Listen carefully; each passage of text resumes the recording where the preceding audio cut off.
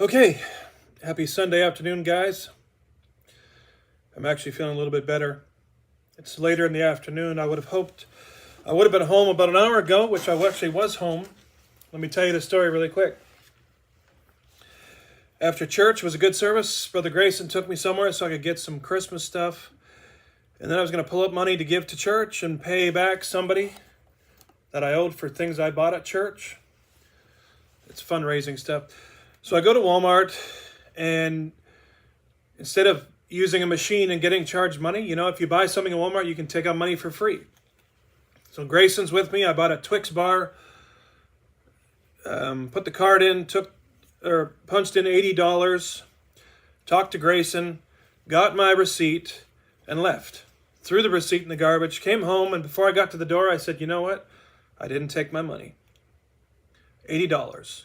Left it in the Walmart machine, the checkout. So I tried calling Walmart twice. Highland, Walmart, Jonesboro, never answered the phone. Let it ring until it rang and rang and rang. So I get there. I reported it. They send me to customer service. I go to customer service. They had a guy go look at the camera. That took about half an hour, and I'm standing there talking to a worker. And then I was starting to think to myself, if an employee of Walmart didn't steal my money, and I was told that they would be fired if they did, I thought to myself, if a customer took my money, they're not going to be able to do anything about it. And sure enough, a couple minutes later, they came by and they said, we saw you on the camera, and a customer stole your money. Sorry, sir, there's nothing we can do. And they said, well, you could file a police report. I said, no, I'm not going to do that. I said, even though I need that money, I'm not going to do that. And then I just hypothetically asked, what would happen if that same person came back into the Walmart and you saw them? And the person on the phone, because the girl was on the phone with somebody, they said, unless you file a police report, there's nothing we can do. And I'm not going to lie to you.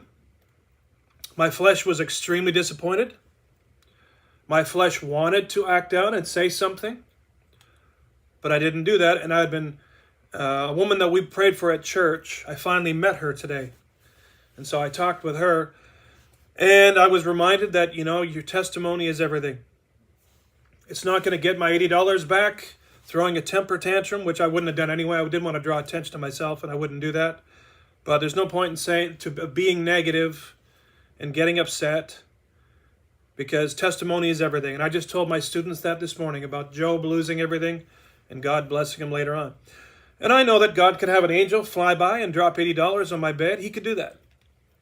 I know he could. So I'm testifying and sharing this because it's happened to me. If you've had money stolen from you, know that I'm joining you in that club. And I have had money stolen from me before. I had about $200 US in the Philippines, which the money goes further there. I've had it stolen from me. It was my own roommate.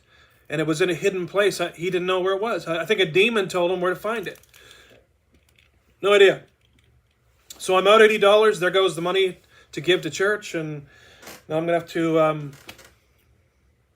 with what little I have left, I'm going to have to pull that money out at some point and then pay for what I got to do. So it is what it is. But God is still good. It wasn't God's fault. It was my fault because I was distracted talking to Grayson and I wasn't paying attention to what I was doing. So I'm humbled.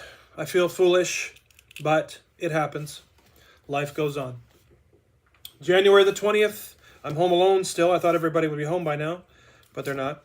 January 20th, the gospel and our view of God. A.W. Tozer is the author.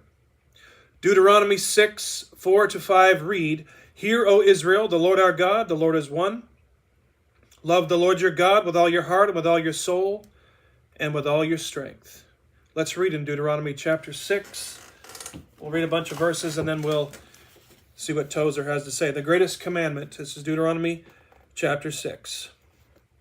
Now these are the commandments, the statutes, and the ordinances which the Lord your God commanded to teach you, so that you may observe them in the land which you are crossing over to possess, so that you might fear the Lord your God, in order to keep all his statutes and his commandments, which I command you, you and your son, and your grandson, all the days of your life, so that your days may be prolonged.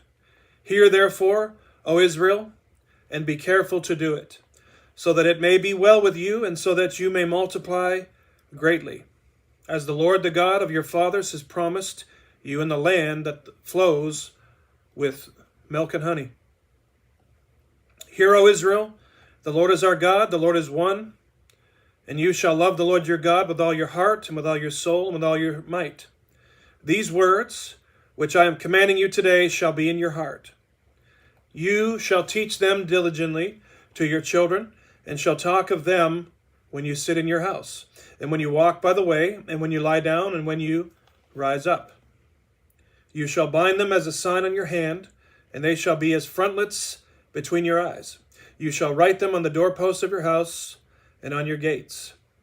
Then it shall be, when the Lord your God brings you into the land which he swore to your fathers, to Abraham, Isaac, and Jacob, to give you great and fine cities which you did not build, and houses full of all good things which you did not fill, and hewn cisterns which you did not dig, vineyards and olive trees which you did not plant, and you eat and are full. Then beware lest you forget the Lord who brought you out of the land of Egypt, out of the house of bondage. I know my hair's a mess. I just took my hat off, so it is what it is. The gospel and our view of God. Tozer says, the man who comes to a right belief about God is relieved of 10,000 temporal problems. But even if the multiple burdens of time may be lifted from him, the one mighty single burden of eternity begins to press down upon him with a weight more crushing than all the woes of the world piled one upon another. That mighty burden is his obligation to God. It includes an instant and lifelong duty to love God with every power of mind and soul, to obey him perfectly, and to worship him acceptably. And then when the man's laboring conscience tells him that he has done none of these things, but has from childhood been guilty of foul revolt against the majesty in the heavens, the inner pressure of self-accusation may become too heavy to bear. The gospel can lift this destroying burden from the mind, give beauty for ashes, and the garment of praise for the spirit of heaviness. Amen to that. Low views of God destroy the gospel. High views leave room for the gospel to work. And the prayer and declaration at the bottom, it looks like that. It says, Lord, let me see you high and lifted up, that I may love you with all I am. In Jesus Christ's name, amen. All right. I hope you guys are having a wonderful Christmas season. And you know what? As I was doing that, my flesh wants to be very disappointed and very upset with people who steal from us. And my sincere hope is that person, maybe they needed that money. I mean, hopefully it's not some drug addict who just would blow it on stupid things. But all the same, because they didn't turn the money in, I pray that they feel the conviction of God. And I pray that person has a conscience and knows that they did wrong by not turning that money in. But I can be optimistic and hope that the person really needed it, and maybe it'll bless their Christmas. I wish God could let me know that. If it's not the case, if it's just going to be wasted, then I don't want to hear about it. But if it did help bless somebody this Christmas, then so be it. Money comes, money goes, right? God bless you guys. I hope you have a wonderful weekend. I'll see you in the next Faith That Matters devotional.